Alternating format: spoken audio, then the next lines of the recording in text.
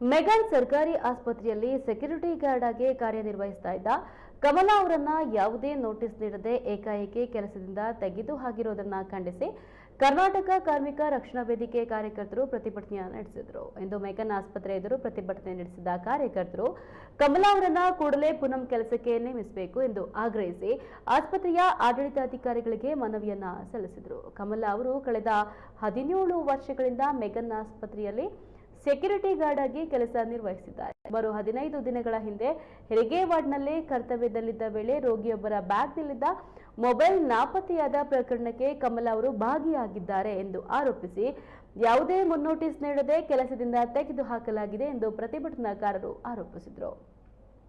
ಇದೇ ಪ್ರಕರಣದ ಸತ್ಯಾಸತ್ಯತೆ ಆಸ್ಪತ್ರೆಯ ಸಿಸಿ ಕ್ಯಾಮೆರಾದಲ್ಲಿ ದಾಖಲಾಗಿದ್ದು ಸಮಗ್ರ ತನಿಖೆ ನಡೆಸದೆ ಕಮಲಾ ಅವರನ್ನ ಕೆಲಸದಿಂದ ತೆಗೆದುಹಾಕಿರುವುದು ಅನ್ಯಾಯ ಎಂದು ವೇದಿಕೆ ಮುಖಂಡರು ಆಕ್ಷೇಪಿಸಿದರು. ಇನ್ನು ಸೆಕ್ಯೂರಿಟಿ ಏಜೆನ್ಸಿಗಳು ಹಣದ ಆಸೆಗಾಗಿ ಕಮಲಾ ಅವರ ಬದಲಿಗೆ ಮತ್ತೊಬ್ಬ ಮಹಿಳೆಯನ್ನ ಸುಮಾರು 3 ಲಕ್ಷ ರೂಪಾಯಿಗೆ ನೇಮಕ ಮಾಡಿಕೊಂಡಿವೆ ಎಂದು ಆರೋಪಿಸಿದ ಪ್ರತಿಭಟನಾಕಾರರು ಕಮಲಾ ಅವರಿಗೆ ನ್ಯಾಯ ಒದಗಿಸಬೇಕು ಎಂದು ಒತ್ತಾಯಿಸಿದರು. ದೌರ್ಜನ್ಯದ ಕಣ್ಣು ಮುಚ್ಚಿ ಕುಳಿತಿರುವ ಶಿವಮೊಗ್ಗ ಕಾರ್ಮಿಕ ಇಲಾಖೆಗೆ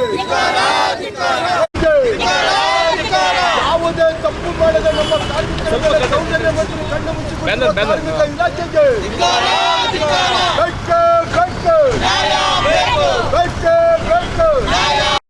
ಕೆಲಸ ಕೊಡದೆ ವಂಚನೆ ಮಾಡಿರುವ ಶಿವಮೊಗ್ಗ ಮಂಡಳಿಗೆ ಎಲ್ಲಿವರೆಗೂ ಹೋರಾಟ, ಎತ್ತಕ್ಕಾಗಿ ಹೋರಾಟ,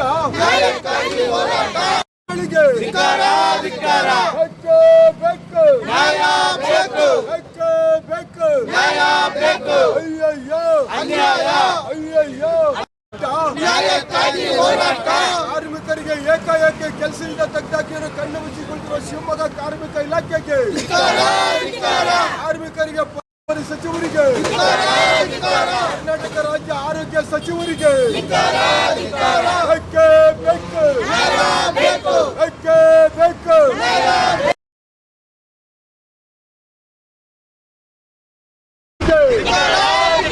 ಯಾವುದೇ ತಪ್ಪು ಮಾಡದೆ ನಮ್ಮ ನಮ್ಮ ಶಿವಮೊಗ್ಗ ನಗರದ ಮೆಗನ್ ಆಸ್ಪತ್ರೆಯಲ್ಲಿ 17 ವರ್ಷದಿಂದ ಏನು ಸೆಕ್ಯೂರಿಟಿ ಗಾರ್ಡ್ ಆಗಿ ಕೆಲಸ ಮಾಡ್ತಾ ಇದ್ರು ನಮ್ಮ ಕಮಲಮ್ಮ ಅವರಿಗೆ ಏಕಾಏಕಿ ಕೆಲಸದಿಂದ ತೆಗೆದಾಕಿದ್ದಾರೆ. ಯಾವುದೇ ನೋಟಿಸ್ ಕೊಡದೆ, ಏನು ತಪ್ಪು ಕೂಡ ಮಾಡಿಲ್ಲ. CC ಕ್ಯಾಮ್ರಾದಲ್ಲೆಲ್ಲ ನಾವು ನೋಡಿದ್ದೀವಿ. ಆದರೂ ಕೂಡ ಇದೊಂದು ಎಮ್ಮನ್ನು ಟಾರ್ಗೆಟ್ ಮಾಡಿಬಿಟ್ಟು ಪದೇ ಟಾರ್ಗೆಟ್ ಮಾಡಿ ಕೆಲಸದಿಂದ ತೆಗೆದಾಕಿದ್ದಾರೆ. ಯಾವುದೇ ನೋಟಿಸ್ ಕೊಟ್ಟಿಲ್ಲ.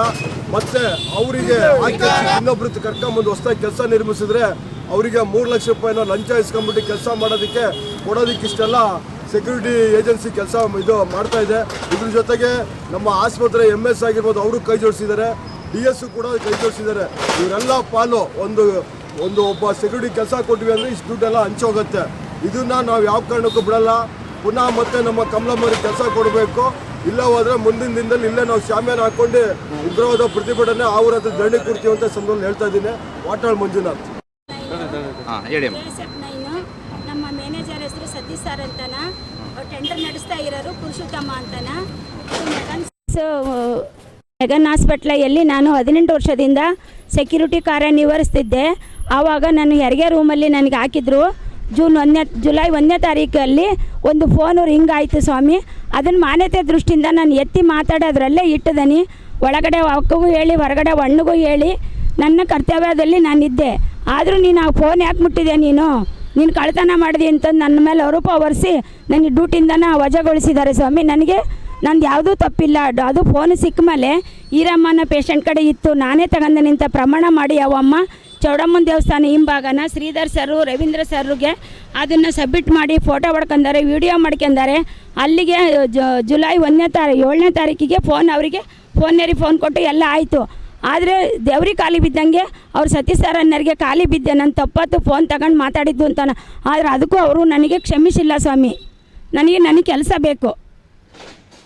ನಾನು ಯಾವುದೂ ತಪ್ಪು ಮಾಡಿಲ್ಲ.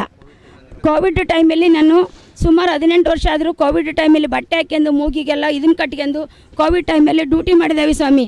ನನಗೆ ನ್ಯಾಯ ಬೇಕು. ನನ್ನ ಹೆಸರು ಕಮಲ. ಕೆಲಸದಿಂದ ತೆಗೆದಾಕಿರೋ ಕಣ್ಣು ಮುಚ್ಚಿಕೊಂಡಿರುವ ಶಿವಮೊಗ್ಗ ಕಾರ್ಮಿಕ ಇಲಾಖೆಗೆ